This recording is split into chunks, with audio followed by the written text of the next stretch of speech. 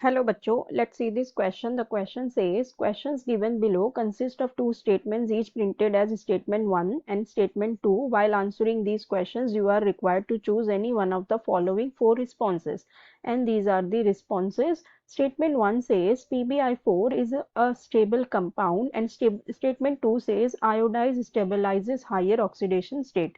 सो यहाँ पे हमें दो स्टेटमेंट्स दी गई है, फिर इन स्टेटमेंट्स के अकॉर्डिंग हमें बताना है कि कौन सा रिस्पॉन्स करेक्ट होगा।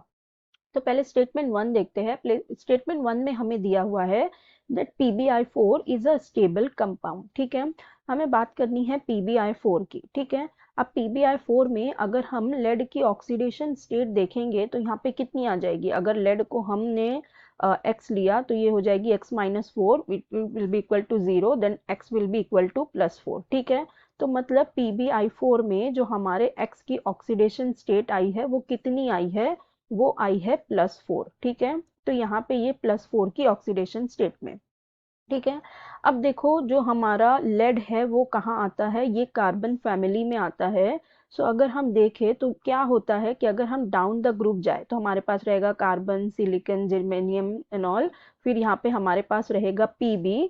तो होता क्या है जब हम डाउन द ग्रुप जाते हैं, ठीक है, अगर हम डाउन द ग्रुप जाते हैं सो पहले तो जो +4 ऑक्सीडेशन स्टेट होती है वो क्या होती है, स्टेबलाइज होती है। ठीक है, जो ये हमारे ग्रुप के एलिमेंट है इनकी +2 एंड +4 ऑक्सीडेशन स्टेट मोस्टली होती है, ये शो करते। ठीक है, लेकिन जब हम ऊपर वाले टॉप में देखें तो +4 इनकी ज़्यादा स्टेबल होती है, लेकिन जैसे जैसे हम डाउन द ग्रुप जाते हैं तो +2 ऑक्सीडेशन स्टेट ज़्यादा स्टेबल हो जाती है। ठीक है, ऐसा होता क्यों है, ये होता है due to inert pair effect के। ठीक है, due to inert pair effect, inert pair effect या कहो ड्यू टू पुअर शील्डिंग। ठीक है, poor shielding of this F&D orbitals या शेल, उनकी वजह से क्या हो जाती है, ये due to inert pair effect.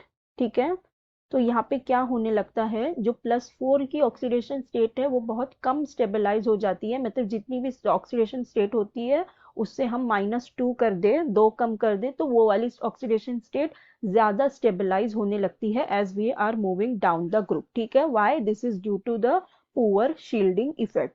तो इसलिए ये क्या होता है कि जो ये PbI4 है यहाँ पे +4 की ऑक्सीडेशन स्टेट में है तो ये अनस्टेबल हो जाता है। ठीक है, ये अनस्टेबल हो जाता है, और PbI2 जो होता है जिसके अंदर Pb की ऑक्सीडेशन स्टेट +2 आएगी, ये कैसा हो जाता है, स्टेबल कंपाउंड हो जाता है। ठीक है, तो हमारी जो पहली स्टेटमेंट दी है that PbI4 is a stable compound, तो ये बिल्कुल ही गलत है क्योंकि ये अनस्टेबल होता है due to this inert pair effect. यहाँ पे जो +4 ऑक्सीडेशन स्टेट है वो बिल्कुल भी स्टेबल नहीं रह पाती।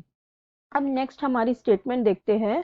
तो इसमें कहा है that iodide stabilises higher oxidation state. So देखो यहाँ पे बात हो रही है आयोडीन की, ये कहा जा रहा है कि iodine stabilises higher oxidation state.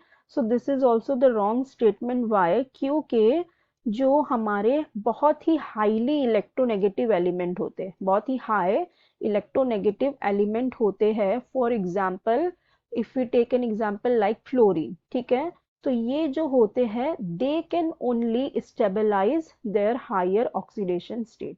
ठीक है, they can only stabilise higher oxidation state. लेकिन अगर हम बात करें आयोडीन की तो आयोडीन इतना इलेक्ट्रोनेगेटिव नहीं है, this is very least electronegative element, तो इसके केस में they can not stabilise their higher oxidation state. ठीक है, तो इसका मतलब ये हुआ कि जो सेकंड हमारी स्टेटमेंट दी हुई है ये भी बिल्कुल रॉन्ग है, फॉल्स है, तो मतलब हमारी दोनों ही स्टेटमेंट्स रॉन्ग हो गई। सो हमारा कौन सा रिस्पॉन्स करेक्ट होगा, that both statements are false, तो हमारा करेक्ट ऑप्शन हो जाएगा option E. So I hope you understood it well, best of luck, thank you.